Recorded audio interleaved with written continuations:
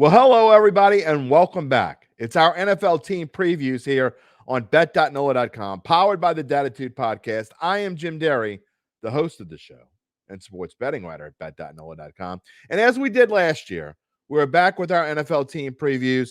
We did well in 2021. We did really well in 2021. We did well in 2022. So we're hoping to get back to that 2023 form. One division per week. One team a day from Tuesday to Friday, except one glorious week in August when we have two divisions in a week. 7 weeks. We'll get to them all 32 teams. We'll start out with the Texans. We're going to end with the New Orleans Saints. What do we think about the Texans? We'll find out in just a minute as we begin our previews.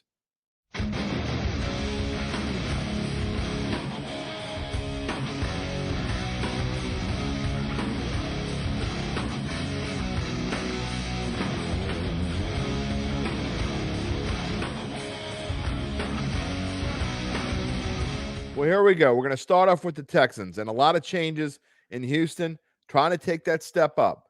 3-13-1 last year, 4-13 the year before, 4-13 the year before that. So it's been a rough ride. They've got a new coach in D'Amico Ryans who comes over from the San Francisco 49ers. So before we get to our info and our predictions and all that stuff, you can see on the screen all the information that we have for you. We have some other slides to show you as well as we go along the way. So we hope you enjoy these previews. They're all going to look pretty much the same. We're going to get into each team, and at the end, I'm going to have a prediction for you. I'm going to tell you whether I like the over or the under, and I'm going to tell you whether there are any other bets that I think you should make or whether I'll be making, put it that way, about each particular team. And remember, boys and girls, this is all about the fun of it. Betting is supposed to be fun, and that's what we're doing here. I know a lot of you want to make money. Of course we want to make money, but we want to have fun doing it while we make money. All right, anyway, Houston Texans. That's where we are. D'Amico Ryans, San Francisco 49ers, the former defensive coordinator, coming over as head coach. But the thing is, he's got a lot of experience, obviously, here in Houston. He was an original Texan. He could play defense, and let me tell you, he's going to bring that attitude with him to the Texans. That it's something that this team needs. This team needs some big changes. And as you see on the screen, C.J. Stroud coming in at quarterback, the number one pick of the draft for the Texans, followed by making a trade with Arizona. They also got the defensive end they wanted from Alabama, Will Anderson. You know, some people could say this is kind of an Alabama infusion because they also got linebacker Henry To'oTo'o. He's going to make some contributions right off the bat as well, most likely. But C.J. Stroud from Ohio State, is he going to make an impact right away at quarterback, enough to make a difference for this team? Well, that's where we're going to start. Because if you look at the numbers last year, the Texans were 31st in total offense.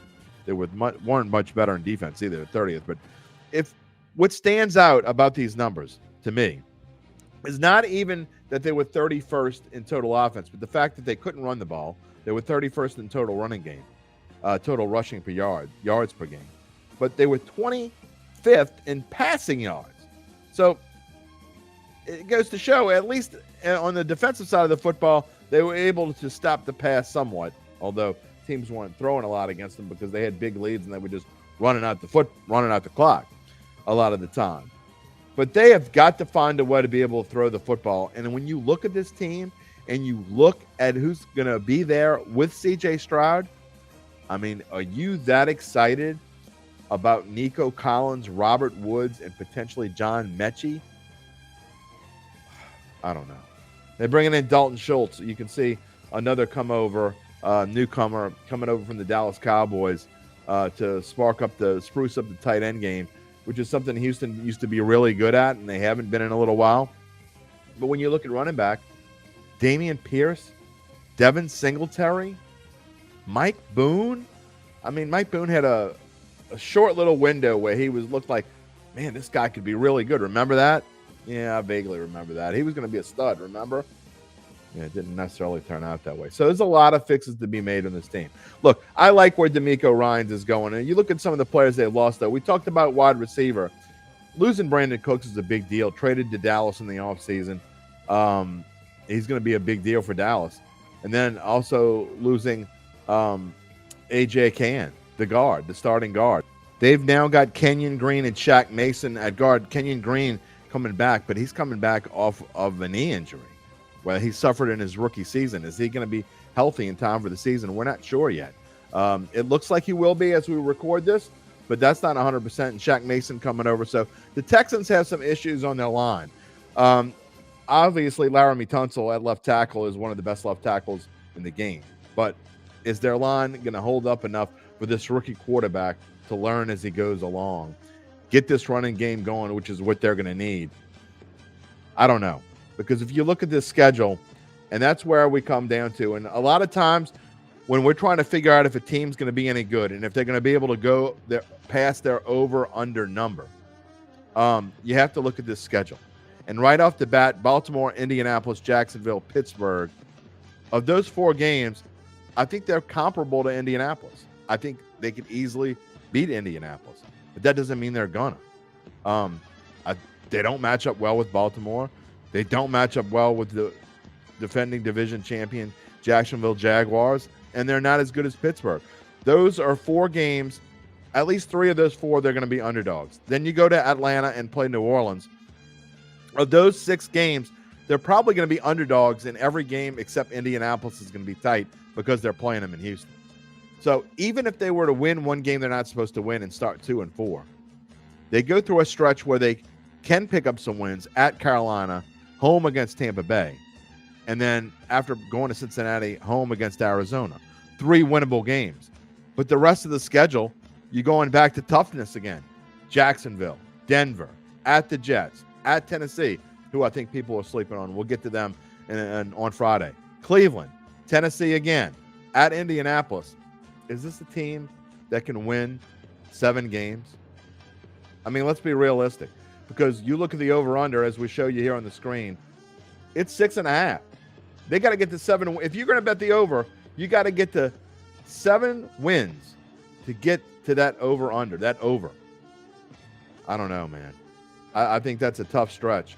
I've got Houston going 5-12 this season, my prediction, which puts them 3rd. You're saying 3rd? Who's going to be worse than Houston? Well, we're going to get to that. It's coming. You're going to have to wait and see. If they had to place a bet, I don't necessarily love it because of the price at -140, but I would take the under 6.5 wins. And that being said, in the future, going forward in the next few years, I think D'Amico Ryans is going to get this team back on track. I think Houston's going to play a lot better than they have played. It would not surprise me at all if they won 6 games, finished 6-11 instead of 5-12. So with that being said, I'm not rushing out to the window to play this under at 6.5 at -140. But at the same time, I'm certainly not betting the under. And if you want to go back and look at some of the other numbers, and if you want to see, you think you're going to get any value, I know people were talking division title 10-1 to win the division. Is that value? Yeah, if you think this team is going to do better than I do, of course it is. But I'm not touching any of these other numbers. You can if you want. Not in my book. Houston's at least a year away from being a value in anything. Take the under 6.5. Watch them go 5-12, maybe 6-11. We'll see where it goes. Tomorrow, the Indianapolis Colts. We'll see you then. Thanks for joining us.